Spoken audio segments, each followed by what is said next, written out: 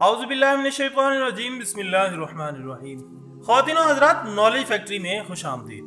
ناظرین، قرآن پاک کی سورت الحج میں رب کریم ایک مثال بیان کرتے ہوئے ارشاد فرماتے ہیں کہ اللہ کے سوا جن جن کو تم پکارتے ہو، اگر وہ سارے کے سارے جمع بھی ہو جائیں تو وہ ایک مکھی بھی پیدا نہیں کر سکتے، بلکہ اگر کوئی مکھی ان کے آگے سے کوئی چیز اٹھا کر لے بھاگے تو یہ اسے بھی واپس نہیں لا سکتے۔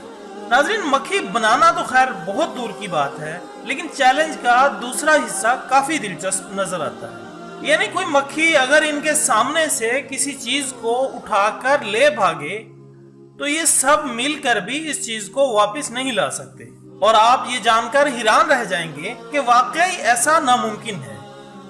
خواتین و حضرات، شاید آپ کے علم میں یہ بات نہ ہو کہ مکھی خوراک کو اپنے منہ میں ڈالنے سے پہلے ہی ہضم کرنا شروع کر دیتی ہے۔ بھلا کیسے؟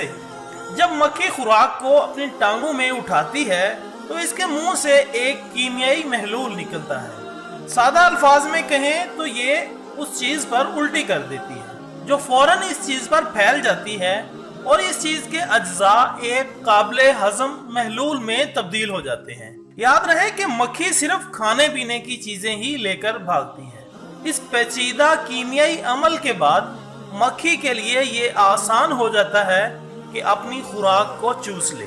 تب وہ اپنے منہ سے ایک ٹیوب نکالتی ہے جو کہ ویکیوم کلینر کی طرح چوڑی ہوتی ہے، اور اس ٹیوب سے وہ اس چیز کو چوس لیتی ہے۔